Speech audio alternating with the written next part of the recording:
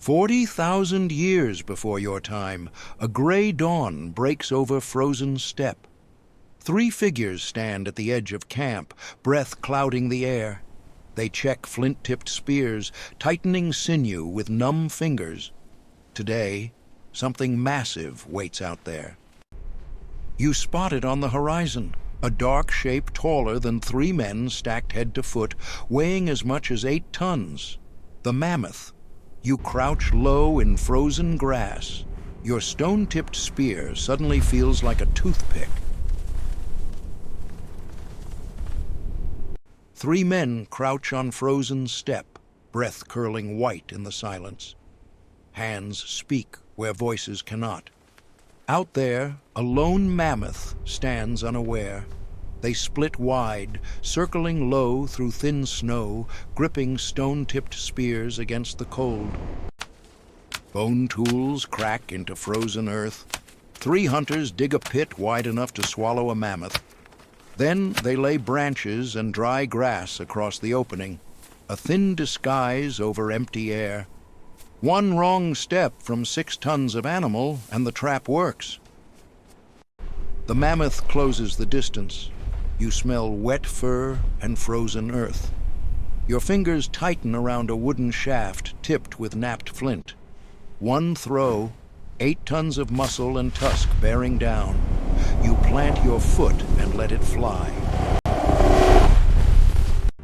Its eye watches you, dark amber, ancient, unblinking. Curved tusks, worn smooth by decades of use. Then the beast moves on, and 3 hunters stand together on the frozen steppe, breath clouding the air, exhausted but alive. A flint point lies half buried in frozen earth, napped by human hands, driven into living flesh. Nearby, massive yellowed bones jut from the ground. Over 100 mammoth skeletons were found packed into a space smaller than your apartment. A shape breaks from the bare trees, 3.5 tons of muscle, horn, and fury. The woolly rhinoceros doesn't travel in herds. Every encounter is one-on-one. You freeze. Your spear feels impossibly small. The rhinoceros turns and lumbers away across the snow. You exhale. That horn, nearly a meter of compressed keratin, angled forward like a battering ram. That shaggy hide, thick as armor. Every detail built for a world that wants you dead. You spot a shallow rock overhang across the snow, shelter for the night. But as you close in, massive paw prints press deep into frozen mud. 4 parallel claw marks rake the stone wall. Something enormous already calls this place home. A dark shape stirs beneath the rock overhang, dense brown fur, a massive domed skull. The cave bear steps into gray light, over 3 meters tall when standing. 3 hunters face it, spears raised, breath clouding the frozen air. Those claws carve grooves into solid rock, a skull built like a battering ram. This animal weighed more than a modern grizzly by half. And now hunters step into its shelter, reading claw marks on the walls like a warning written in stone. The fire holds back the dark, but not everything fears it. 2 amber points of light appear at the edge of the glow. Cave lion eyes. The animal possibly hunted alone, like a tiger, not in prides. 1 man rises, gripping his spear. A thrown branch hits the ground, sparks explode outward, and for 1 heartbeat you see it, crouching low, amber eyes burning back at you. A cave lion, no mane, bigger than any African lion alive today. Nobody sleeps after that. Dawn breaks across the frozen steppe. A cave lion moves through pale gray light. No mane, just thick tawny fur over a body larger than any lion alive today. Those amber eyes catch the light, every muscle coiled beneath that heavy coat.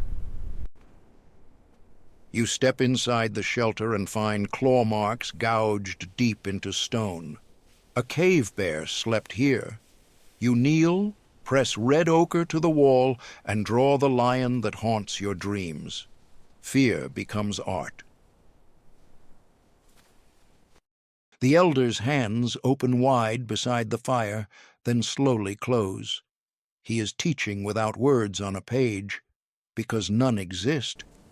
Every survival lesson lives in gesture, in breath, in memory, past skin close, from one generation to the next.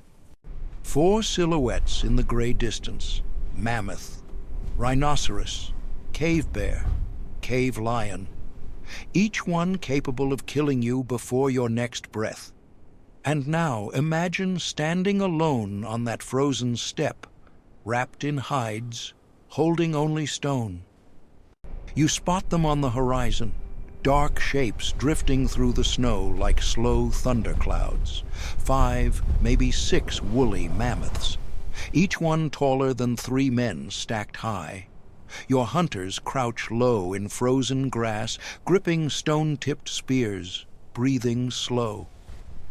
A stick scratches lines into the snow. Positions, angles, a crude plan. Breath clouds hang in the freezing air. Out on the steppe, one mammoth drifts from the herd. The hunters spread wide, crouching low, closing the distance in silence. The mammoth turns away, the hunters scatter, then regroup at a safe distance, breath clouding the frozen air. No one celebrates. They watch, they wait, spears lowered. One animal like this could feed everyone for weeks. You smell it before you see it.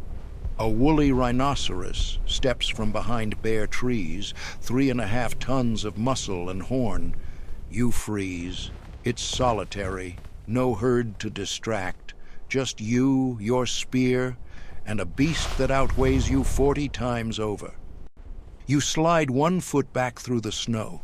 The rhinoceros watches, its massive horn angled low. Then movement near the rocks. A cave bear, 1/2 ton heavier than any grizzly alive today, drifting across the frozen steppe like a slow, dark mountain. Fresh prints in the snow, massive, deep, unmistakable. Your grip tightens on the spear shaft, then movement behind the outcrop. A dark shape rises, high-shouldered and enormous. The cave bear is coming back. This shelter belongs to it. You sit by the fire, warmth on your face, cold biting your back. 3 men huddle close, spears within reach. Then a shadow slides across the snow at the edge of the light. A cave lion is circling your camp. They scramble to their feet, spears up, backs together, breath clouding the freezing air. Someone throws wood on the fire. Then you see them. 2 amber eyes drifting through the darkness, circling, circling, never blinking. The lion is patient. Dawn bleeds gray across the steppe. You survived the night watch. Now you walk out alone into frozen silence, reading the snow like a book. Mammoth prints, rhino tracks, bear paws. Every step you take, something bigger walked here first. 3 hunters cross the frozen steppe, bundles of raw meat heavy on their shoulders. Back at camp, hands grip sharp flint flakes. No handles, just raw stone, slicing through flesh. A single mammoth kill could feed everyone for weeks. A dark shape drifts through falling snow. 8 tons of muscle and tusk, barely visible against the gray. Then nothing, just you. One figure crossing the steppe alone, spear at your side, footprints filling behind you. The older man strikes flint against stone, each blow precise, sending sharp flakes spinning into firelight. His companion tests the finished point, lashing it tight to a wooden shaft. At a site in Poland, over half of such points show impact damage from mammoth bone. Snow stretches to the horizon. A mammoth drifts across the left. A cave bear hunkers near rock on the right. Now, a woolly rhinoceros stands heavy and horned in the distance, while a cave lion watches low, motionless. 4 killers sharing one frozen world. You crouch low, reading the snow like a map. Mammoth tracks press deep beside smaller cave lion prints. 2 killers sharing the same frozen corridor. Back at camp, men gather at dawn, exchanging hand signals, deciding whether today's hunt is worth the risk. A mammoth stands at the waterhole, trunk sweeping through thin ice, breath clouding the frozen air. 3 hunters crouch behind dead grass, watching. 8 tons of meat and fat, enough to feed everyone for weeks. Deep claw marks scar the limestone, 4 parallel grooves left by a bear that slept here winters ago. Now a man traces ochre beside them. A lion takes shape on the stone. 2 predators remembered on one cold wall. Footprints cross the empty steppe like a sentence written in snow. Then 3 figures emerge from the gray dawn, heavy bundles on their shoulders, breath rising in pale clouds. They walk slowly. Every step home is a step earned. The fire crackles low. Meat wrapped in hides sits nearby. Breath clouds rise in the frozen air. But rest never lasts. One man stands at the edge of camp, spear upright, scanning the steppe. Tomorrow, he walks out again.